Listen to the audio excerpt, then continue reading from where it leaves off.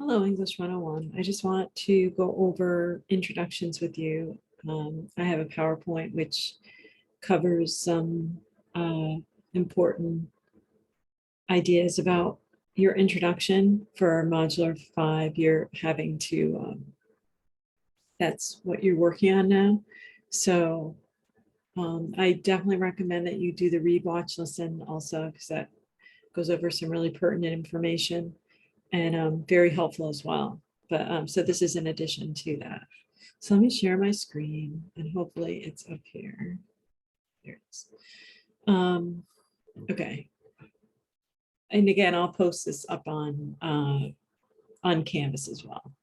So beginnings are unexpected, eye-catching, captivating. They draw the audience in and cause one to pause and take notice. So the important thing to know here is that it's you want to avoid conversational language, speaking directly to a reader by saying things like, in my paper, I'm going to discuss. You want to get away from that. It's very mechanical. It's very awkward and clumsy sounding. Instead, you want to open up with something interesting. And as I said, something that draws the audience in. Just think about articles that you read or some of your favorite books when you are browsing for a good article in a magazine or in the newspaper or online. Usually you look through the first few statements of it to see if it's something that you'd be interested in reading or not. So just keep that in mind. So when you're writing your paper, you want to be thinking about how you might catch someone's attention. Okay. And I'll be giving you some examples how to do that. Isn't that cool? That deer just jumped right out. This was a few years back. I was actually driving down this long gravel drive to its Hatchet Point in Old Lyme. And we had a house every year there. We would, so this was maybe 3 years ago. And it takes like almost 10 minutes. You have to go like 5 miles per hour down this road. And it's so pretty though. And a deer just jumped right out. So I caught that picture. Thought it was cool. All right. So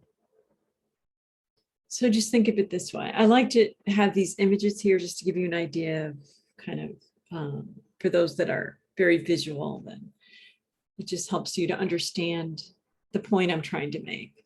So words like images should resonate, should have a lasting effect, okay? Let me move my head so we can read this. All right.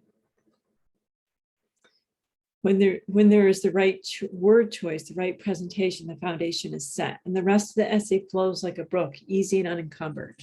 So in other words, if the beginning is going well and you have a nice, strong thesis statement, and it's not awkward or clumsy, and you're like opening up with a quote or something that's eye-catching, the chances of your essay being smoother are much greater.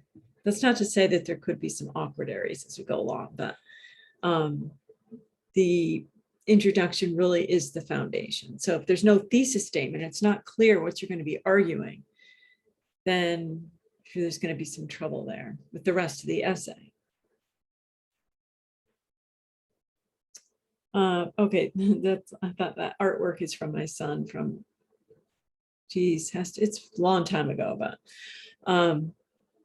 so on the contrary to something that's unencumbered, when the introduction lacks conviction and is lagging and clumsy, the rest of parts cannot thrive nor sustain a meaningful purpose, and the essay suffers the ills of disorganization, incoherency, and is at a high risk of becoming nothing more than a meaningless mess of jargon, which does not convey any redeemable message, and therefore misses the point.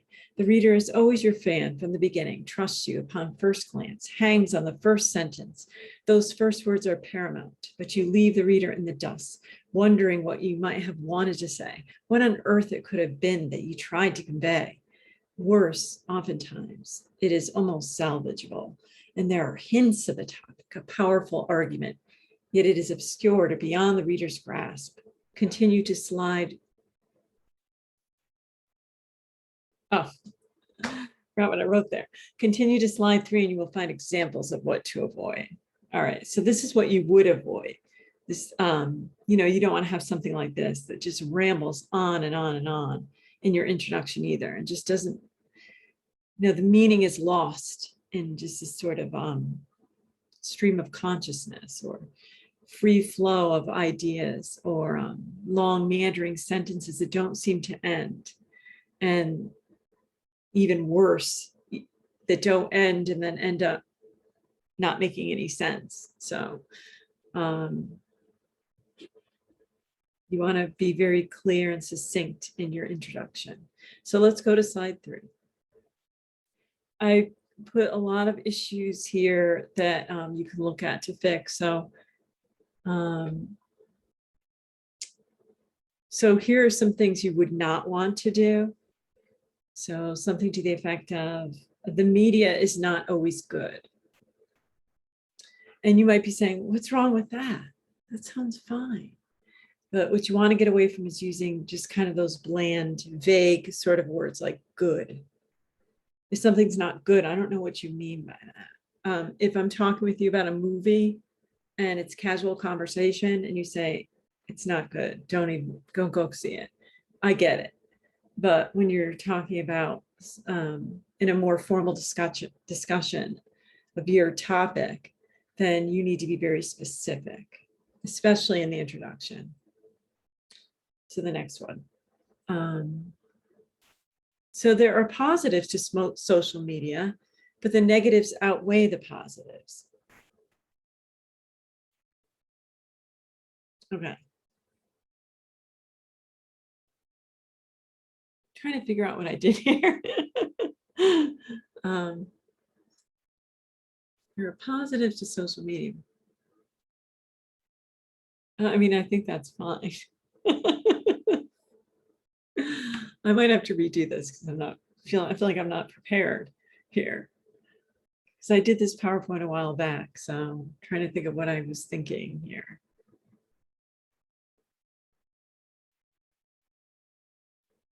So the positives to social media, but the negatives outweigh the positives. I guess what I did here is it's repetitious. So there are positives to social media. I made it so complicated I can't even see the errors, but you definitely want to get away from like any kind of repetition. So if you say positives, you don't want to then say it again. So there are positive social media, but the negatives outweigh the positives. I mean, actually, that's not so bad. I could have used a better example, but let's go to the next one. I've always felt like we had too many distractions and we need to stop and smell the roses. Okay, for this one, again, for a more formal argument, you want to get away from I mean, if you use first person in the introduction, you can sometimes get away with it. But for your purposes, I would say I'd try to stay away from it. Your, personal reflection kind of thing, especially in the introduction, you really just want to focus on specifically what you're going to be arguing. Okay. And also, that's another thing that you want to avoid is oftentimes we use idiomatic expressions. These are expressions, again, we hear in everyday conversation, and stop and smell the roses is one of the oldest ones around. And, you need to stop and smell the roses, slow down, and that kind of thing. So you want to avoid any those kind of expressions. It's better to just be specific, okay? Because it's just, you don't want to sound vague. Once upon a time, we had more protections. Once again, once upon a time it's just overused. So you want to get away from using those kind of phrases, especially in your introduction too. And then in the next column, we have, I believe we need to, I am convinced, I am very, I was happy to hear, it is very important to, I am sad to hear. And I see these quite a bit, these phrases, but you want to get away from the your personal opinion about, even though this is your topic.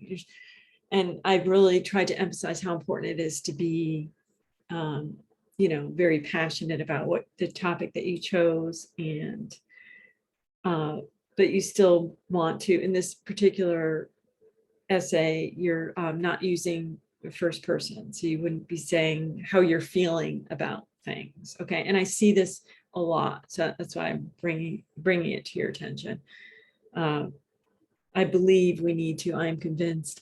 Instead, you just get rid of the I believe. It's just we need to. Okay. I'm convinced. Sometimes you can get away with that. If you've already like made a very strong argument and then, you know, you kind of slip in a I'm convinced, it might not even be noticed and it would be fine. But if it's overused, then it's not going to work. So it just depends. I am you want to get away from those kind of ways of speaking as well. And then whether you're happy or sad, eliminate very altogether, because there's stronger words you can use and adjectives and verbs that you can use where you don't have to use very. Okay. So, you know, in other words, saying it's very sad, you can say it's a tragic situation, right? It's a very sad situation versus it's tragic. You see the difference? And that's a matter of really increasing your word choice as well and finding really strong words to use. So the better the word choice, the richer your words, the better your writing. So make sure you have a thesaurus handy and you're looking up lots of synonyms for words that you want to use. Okay, according to a recent report, gun violence has increased. Now, this is in this column, you'll see you know, ways that are effective. So remember, these are just introductory statements. That's why they're not finished. According to a recent report, gun violence has increased. That gets right to the point. I'm going to be referring to a particular report. Okay. And the next one, Marie Daniels suggests we include more policing based on the data. Again, it's not how I feel. It's not, you know, any evidence that you use and strong statements that you use shows how you feel. So you don't want to state explicitly, you know, it's a horrible thing that we're doing, right? Instead, you're going to talk about, you're going to show us with Marie Daniels, who's a credible expert in the field, her data, okay, to support your ideas about your topic. A few years back, we had less worries. Okay, so you know, you can, now you're being more specific. So, you know, instead of saying, in the good old days, we had less worries, or back then, we used to have, you want to be a little more specific. So by saying a few years back, you are playing it safe. How many times have you opened a paper to find? And these are all kind of intriguing openings. So it makes you want to know what else is coming next, right? Just look out the window and you can't help but notice. And again, these are intriguing and sort of that eye-catching sort of phrases that make you want to find out what's going to happen next. All right. And here I give more specific poor examples versus better. So many people would agree racism still exists. All right, so and again, you're looking at that and thinking that sentence makes sense. What's wrong with that? But what you want to do in your introduction is be very specific about what you're arguing. Okay. So what about racism? That many people agree it exists doesn't really tell me much. You could have that sentence as long as you've already stated what your argument will be. All right. So a better way you might say it is racism is an inherent issue in our society and propagated by a status quo, an elitist upper class majority seeking to maintain their position. So now I have a lot more information, and it's actually more interesting, and I have more of an idea of what you're going to be talking about throughout your whole paper. Okay. instead of just saying many people would agree racism exists. It's really not a thesis statement. Okay. 4, free speech needs to be protected. Well, everyone would agree on that. And that statement alone isn't enough. It doesn't really tell me, again, what you're going to be arguing. So better.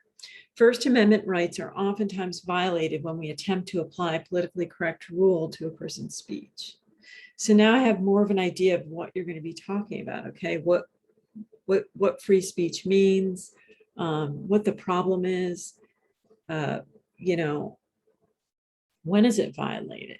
Like, if you're too vague, then you're not going to give us enough idea about what you'll be discussing in your essay. And honestly, that's where we run into trouble too, where we don't know how to organize our paper because we're not sure exactly what our argument is, and it's too broad. So if it's too broad, then we don't know what the topic sentences are. It makes it very difficult. And now let's look at more creative approaches to introductions. Now, there are ways to be creative. And so I gave you some examples.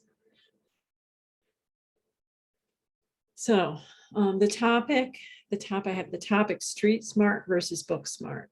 The technique, a preconceived notion or general knowledge. So you can open up with general knowledge, something that we already know about in our society, right?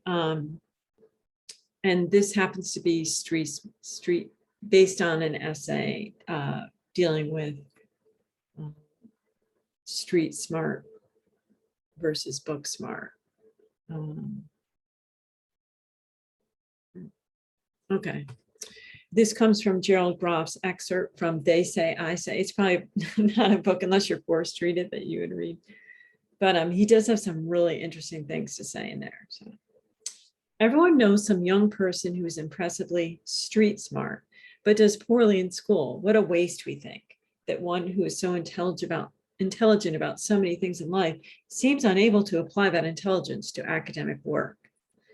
So now you have a really strong idea about what this essay will be about. Okay, there's this idea that we don't value street smartness enough. And so it's interesting because it's something relatable. When you hear street smart, it just clicks, like, you know what that is, you know. And here, this person is going to be arguing that it's something we need to take another look at, okay? And I have enough information in here to suggest that, okay?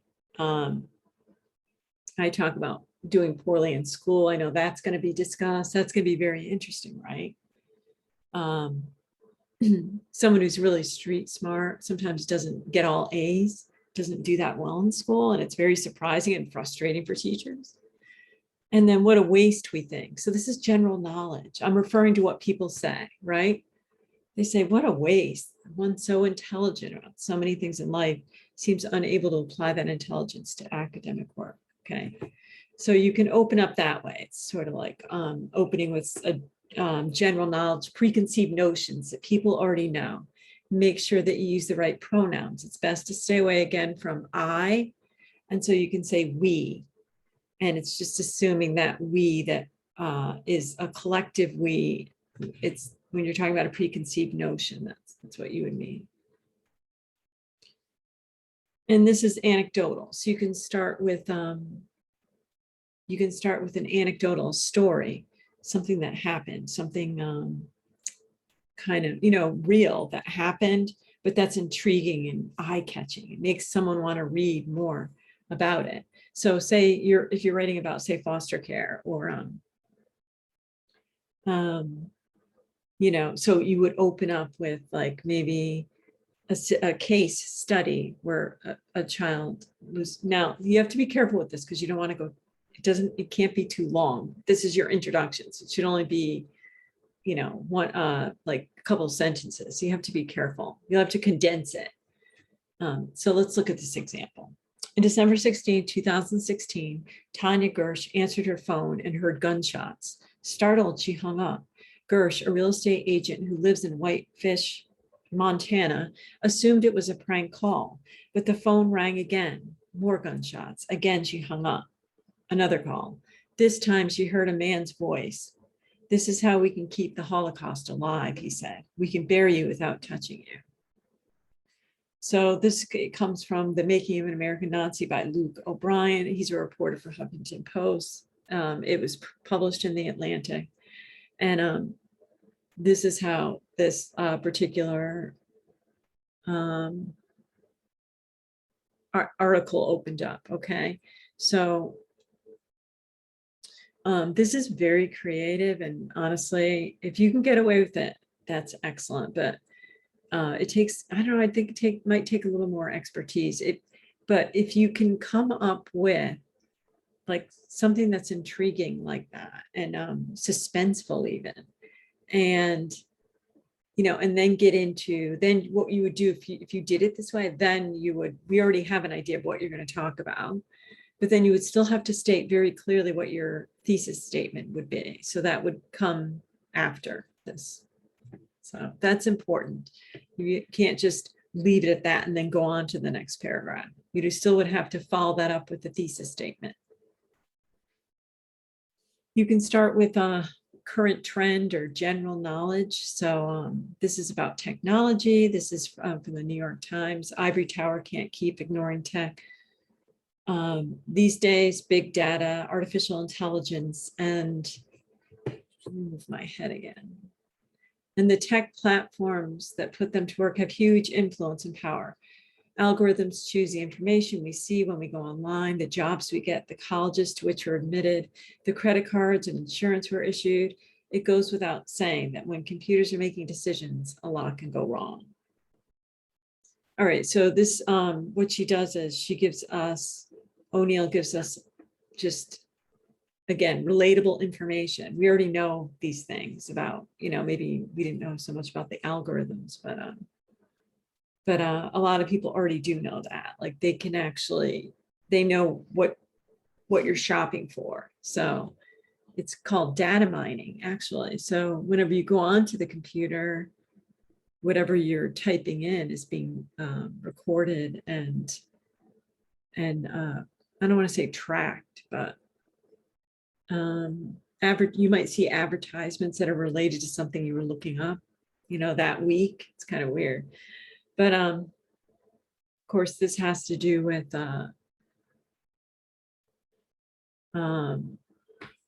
well, if we go back to it and we look at it, it goes without saying that when computers are making decisions, a lot can go wrong. Okay. So we invest a lot in technology, and this particular article is going to give us a different side of technology and things that can go wrong because we invest so much in it. So again, you could open up with in that way if you wanted to, with the current trend, what's going on right now with your topic. But don't forget, you'd have to follow it up then with the thesis statement. And then this is Trump and provocative questions. This was can Trumpism survive Trump? Published in the New York Times. Okay. So you might want to open up with provocative questions, something that's very controversial within your topic, okay? Can Trumpist ideas, populists and nationalists survive the polarizing and thus far stumbling presidency of Donald Trump? And what is Trumpism after Trump in domestic and foreign policy? And is it possible to imagine a new infrastructure that would champion populist and nationalist ideas within the party and make them something more than just angry anti-elitist gestures? Blah, blah, blah, blah, goes on and on. So I'm not gonna, this one's kind of long and convoluted actually. But it's just an example of ways that you can, as you know, that was definitely very provocative, and during the Trump era, there was a lot of division and strong ideas. So if you wanted to open that way, with obviously it shouldn't really be this long, and this is, I'll be honest, it's kind of lost my attention too. But I think it's just an example of a way that you can open up with some questions, but you want to make them interesting enough. You don't want to just say something like, you know, if you're talking about the wearing helmets, or if you're talking about, I don't want to say foster here again. What's another example? If you're talking about, you know, equity in the school system or something like that, or inherent racism or biases, then you don't want to say, you don't want to be too simplistic about it. You know, open up with, there's not enough equity. How many people would like more equity in our school systems? I mean, that's, if you're going to open up with a very thorny kind of question, it should be packed with something. So it should say more than just, it should be better than average, let's say. There should be more specifics in it. All right.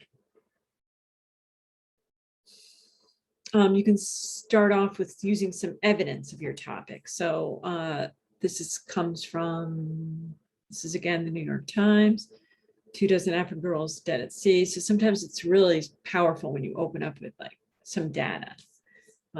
Earlier this month, the bodies of 26 teenagers were found floating in the Mediterranean Sea. I mean, right away, that's just so graphic and so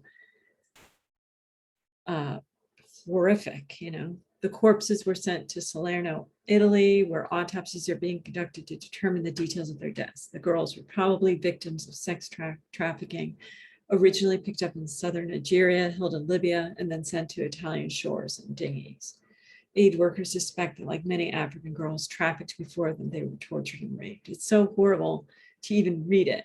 But again, if you open up with a particular specific kind of graphic something to do, data or information or a news story, something that recently just occurred, you can do that, but then you do have to follow it up with your thesis statement. And here's abortion. And I know we have someone's doing abortion as a topic. So this is, again, evidence. So it's similar to the one I just read. And so last month, Cosimo Baracchino, a left-wing member of Regional Council for Apulia in southern Italy, proposed passing a local law to require the enforcement of national legislation granting women access to abortion. His opponents on the council, mostly from center-right parties, said the bill was unnecessary and that Mr. Baracchino was slamming into a wall of self-evidence. Yet when it comes to reproductive rights in Italy, respect to the law is anything but self-evident. In fact, 9 out of 10 gynecologists in Apulia refuse to perform abortions, even though the right to obtain one has been legal since 1978. So there's that. So you could open up with some interesting evidence about your topic. And that's a very effective way to open up. And here again, we have anecdotal with mental illness in college.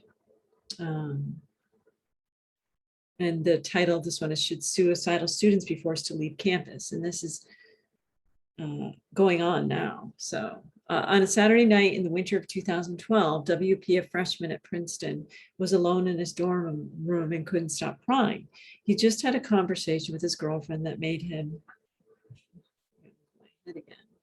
feel distant from her and from everyone. He called his mom and a few friends, but no one could talk. He picked up an old bottle of trazodone, an antidepressant that he'd stopped taking a few weeks earlier, and swallowed 20 pills. Then he considered how upset his mother would be if he died. I thought about how important I am to her, he said. It would be really unfair for me to do that to her. It's not the way I'd want her to be treated. Thank goodness for that, right? So again, that was just similar to, I'll just go back. This is similar to opening up with like, you know, an anecdotal kind of something that happened. And you'd have to follow it up then with your thesis statement. All right, we're not going to work in groups because this is an online course. So, but if we were, that is what you would be doing. So, but these are all the different ways: anecdotal, opening up with story, some case, particular condensed case study of a particular someone that, something to do with your topic. Some evidence you could open up with, and a counter argument. You could open up with the opposing side and what they have to say, and then rebuking that, and that can be kind of a segue into your thesis statement. You can open up with a quote, a provocative question, a current trend or general knowledge. So, all right, so hopefully that was helpful for you. I'm going to be posting this up on Canvas so you can refer to it. If you have any questions at all, the assignments due on this, your introduction. So you want to try to do the best you can do with the thesis statement. I strongly encourage you to send me anything, any drafts, whatever, send it to my email, and I can look it over before you submit it. And I think that can alleviate a lot of frustration too, because I can give you some suggestions and helpful remarks, and let you know if if your thesis is too broad, or if it's too specific, if the argument's not strong enough, those kind of things. And again, it really is important because that's the foundation of the rest of your essay. So this introduction is a very important part of the essay. Okay, so I strongly encourage you to either Zoom with me and we can talk about your thesis, or please just send it to my email and I'll give you some remarks, or I can share the screen and then we can talk about it via Zoom. Or if you're feeling very confident about it, then just go ahead and submit it on Friday. I think it's up to you. But okay, I hope everybody is well.